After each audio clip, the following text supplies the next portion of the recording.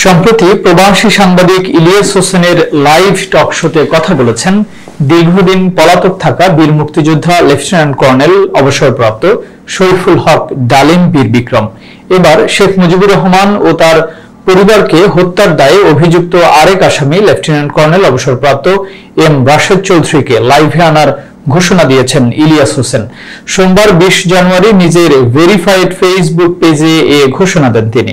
সেখানে সাংবাদিক ইলিয়াস লেখেন, আগামী শুক্রবার 24 জানুয়ারি বাংলাদেশ সময় রাত 9টায় সরাসরি আমার ফেসবুক পেজ থেকে এ লাইভ সম্প্রচারিত হবে। পোস্টের সঙ্গে রাশেদ চৌধুরীর একটি ছবিও যুক্ত করেন তিনি। সেনাবাহিনীর সাবেক কর্মকর্তা ও বীর মুক্তিযোদ্ধা রাশেদ চৌধুরী বঙ্গবন্ধু হত্যা মামলায় মৃত্যুদণ্ডপ্রাপ্ত আসামি। বর্তমানে তিনি যুক্তরাষ্ট্রের লস অ্যাঞ্জেলেসে আছেন বলে জানা গেছে। লেফটেন্যান্ট কর্নেল অবসরপ্রাপ্ত এম রাশেদ চৌধুরী 1969 সালে বাংলাদেশ সেনাবাহিনীতে যোগদান করেন।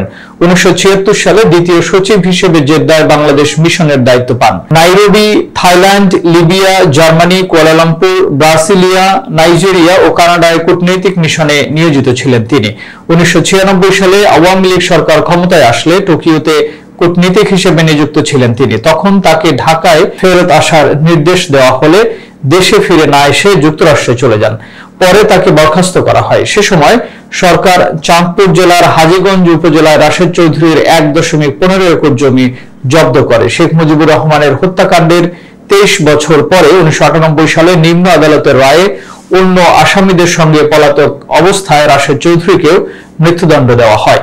2009 সালের 18 নভেম্বর উচ্চ আদালত 12 জন কর্মকর্তার মৃত্যুদণ্ড বহাল রাখেন। 2010 সালে ফাঁসির দণ্ডপ্রাপ্ত 6 জনের রায় কার্যকর হলেও রাশেদ চৌধুরী সহ বিদেশে পলাতক অন্যদের মৃত্যুদণ্ড কার্যকর হয়নি। রাশেদ চৌধুরী মার্কিন যুক্তরাষ্ট্রের রাজনৈতিক আশ্রয়ে নিজেকে নিরাপদে রাখতে সক্ষম হন।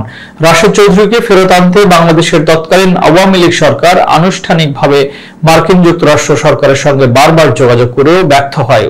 উল্লেখ্য, গত 5 ডিসেম্বর মেজর অবসরপ্রাপ্ত শরীফুল হক ডালিমকে লাইভে এনে ব্যাপক আলোড়ন সৃষ্টি করেন ইলিয়াস হোসেন। নিজের ইউটিউব চ্যানেলে প্রচারিত টকশোটি মুহূর্তেই ভাইরাল হয়। সেখানে বাংলাদেশের মহান মুক্তিযুদ্ধের ইতিহাস ও 75-এর 15ই আগস্টের নেপথ্যের ইতিহাস তুলে ধরেন বিদেশে নির্বাসিত সাবেক সামরিক কর্মকর্তা।